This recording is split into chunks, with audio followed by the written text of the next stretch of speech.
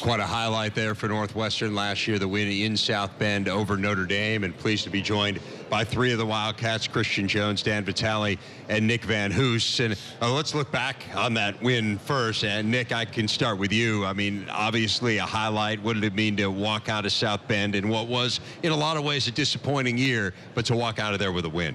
To walk out there with a win was definitely a huge win at the end of the day. I mean, it was great for our team, and we definitely needed that win. How about for you, Dan? It was really exciting, especially being a Chicago kid and everything like that. You got your Southsiders who are usually Irish fans and everything like that. So growing up watching Notre Dame as well, and then getting to play in that stadium and get a big win there, it was a great feeling. It didn't get much better than that. Christian, I know you didn't get to play in the game, but what did it mean to the program? I mean, from where you were standing on the sideline to see a win like that? It was definitely a roller coaster ride, a lot of ups and a lot of downs, but to see the change in the team after a win like that, knowing that we could potentially turn this season around and end on a positive, was something I will remember for a while. Yeah, it's interesting, too. I mean, you have a season where you beat Notre Dame, you beat Wisconsin, the only regular season game that they lost in conference play. You go to Penn State and win, which is never an easy thing to do, and yet you end up not going to a bowl game. So to me, the issue is consistency, right? How do you get at that level that you played the Notre Dame game, the Wisconsin game, the Penn State game at week in and week out? So what's the answer? Consistent mindset. You have to be able to deal with the wins and also be able to deal with the losses the same way. When you lose a game, you usually want to bounce back, practice harder, and do well. But when you win a game, you kind of think you've got it all made and you think you got it figured out. And I think that's what we kind of have to figure out, and that's how to deal with the success as well as we deal with failures. Do you think, Dan, as you look back on last year, I mean, there was all the union distraction. That was the talk when you guys were here last year, or when some of your teammates were here last year. How much do you think that ultimately impacted last season? I like to believe that it really didn't impact us that much. I think a lot of the issues last year, one thing is people got to stay healthy, which is tough, especially when you're playing in the Big Ten. It's hard-nosed football. Everybody knows that. Another thing, too, I think our leadership, we got to be more consistent in our leadership, and that's part of our responsibility here as seniors now. And I think if we can take that next step, we'll have a great season. Do you think the union issue affected your season last year at all, Nick? I would just have to agree with Dan. I feel like it didn't matter too much to us, but definitely the leadership definitely needs to step up, and that's on us. All right, so give me a sense of what you need to do as one of the senior leaders on the team. What do you change to get this program back on track? Because, look, it had been rolling there for a while. I mean, 5 straight bowl seasons, you had a 10-win year, and then it has backslid here. How do you get it back to where it was leadership-wise? We need to definitely emphasize preparation. Definitely from the older guys to the younger guys, making sure everyone's on the same page and ready to play. Because we had so many injuries, like Danny said. We need to have guys in second string and third string, possibly be ready to play. All right, so how do you go about implementing that as a member of the leadership group? I remember something that one older guy said to me when I was a true freshman playing, and that's playing every single game, one game at a time, but playing like you're a senior, whether you're a freshman, sophomore, junior, whatever year you are. Play it like it's your last chance to step out on the field, and just be hungry for a win, and good things will happen. Christian, you thought last year was going to be your last year playing, and then, of course, you had the injury in the preseason. I know you had a bit of a setback in the spring. Give us a sense of where you are now physically. Are you ready to go?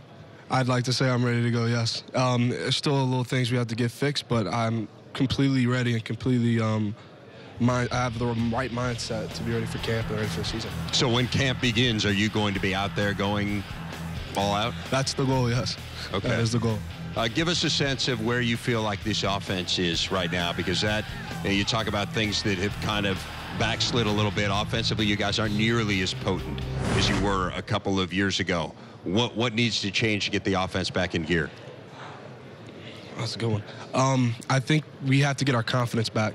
I think confidence is something that we have to build on to be able to do those, to be able to run the plays that we need to run to win games and such. And I think that starts in camp. and with the seniors getting the freshmen and the sophomore and the juniors confident, and them even getting the seniors confident in their abilities and in their roles on the team. And I think that once we get that established, we can really move forward as an offense. You're going to have inexperience at the most important spot, some might argue, on the field in the quarterback position. There are 3 guys competing for that spot. As a receiver, give us a sense. Break down the 3 candidates and the strengths of each of those guys. They're all good in their own way. Zach's been around longer, so he knows the playbook a lot more and knows a lot more things. Clayton has kind of a balance to him. He can throw and run. And Alvidi's really shifty. He's very shifty quarterback.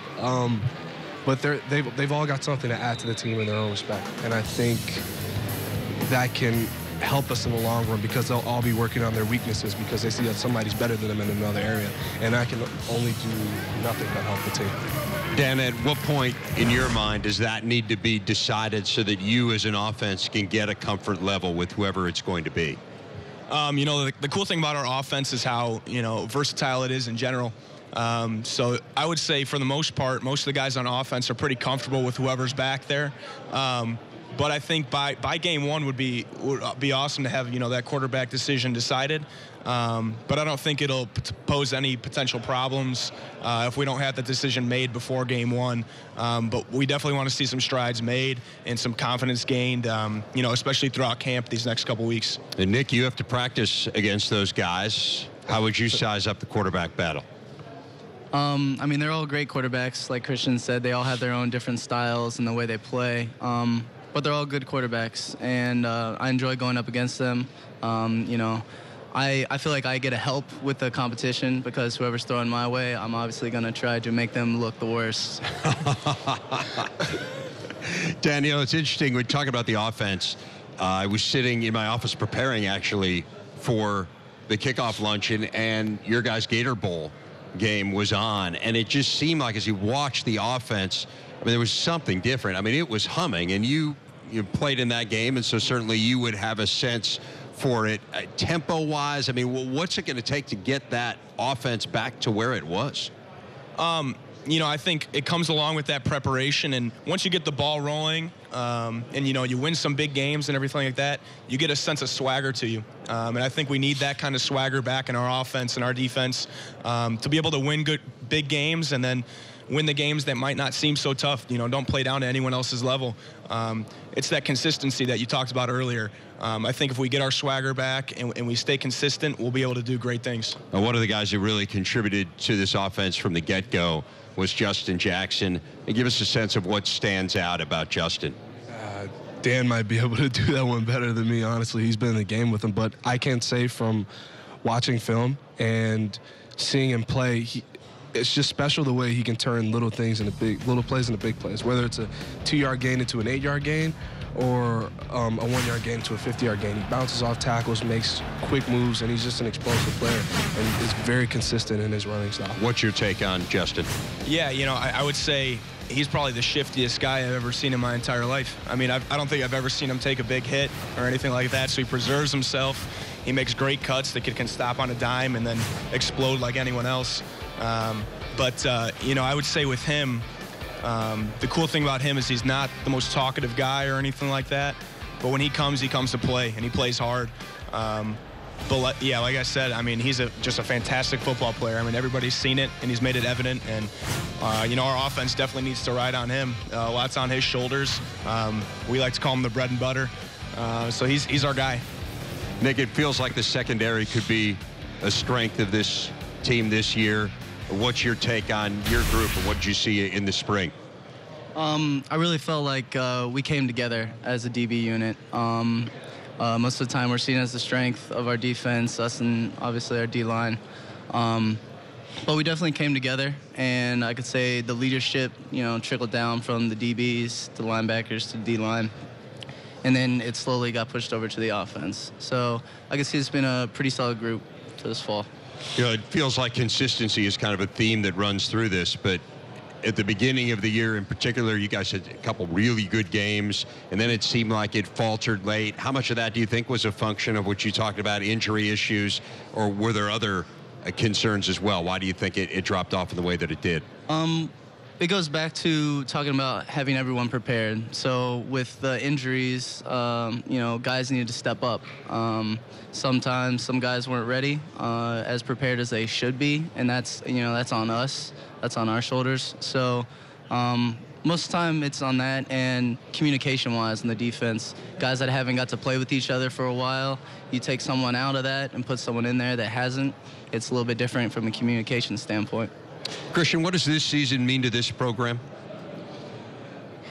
I'd say it means a lot. It means putting us back on a national level, putting us back with national exposure, and also getting us back to the standard that we set for ourselves a long time ago. When we said we went to 5 straight bowl games, winning the Gator Bowl. We want to get back to being there consistently. What do you think it means? Yeah, I agree. I think that this season really determines a lot for Northwestern's program history and the legacy that we can create here. I think a lot rides on our shoulders, and I think we're ready to step up to that challenge and take it to that next level like we were a couple of years ago. So how do you convey that message to the younger guys who haven't been there for bowl seasons and wins?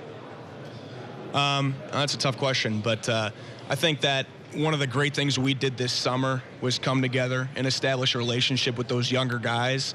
And if you have that kind of brotherhood between your team and that family mentality, you can do a lot of great things together. So I think having that relationship will help us, bring those ideas and that idea of creating that legacy to the forefront. It's crazy to think this, but Pat Fitzgerald is the second longest tenured coach in the Big Ten. He is a guy who bleeds purple. I mean, you guys know his legacy. He was talking at the kickoff luncheon about the 20-year reunion of the Rose Bowl team that he played on in 1995. What's it like to play for Pat Fitzgerald? What kind of stands out about his personality, Nick, that you think can rub off on this team? Definitely would have to be his passion. He's so passionate about everything that he does. And he gets involved so much with us as players. His door is always open to talk to him on and off the field. And he helps out with all the position groups. You don't see a whole lot of head coaches that during a practice they go to each and every position group and actually coach and actually help. So his passion for the game, his love for the game, and his love to help out all of his players is something that stands out. Nick VanHoose, Dan Vitale, Christian Jones, best of luck this year, guys. We will see you in Kenosha. Look forward to it. Thank you. Thank you. Thank you. Thanks, guys.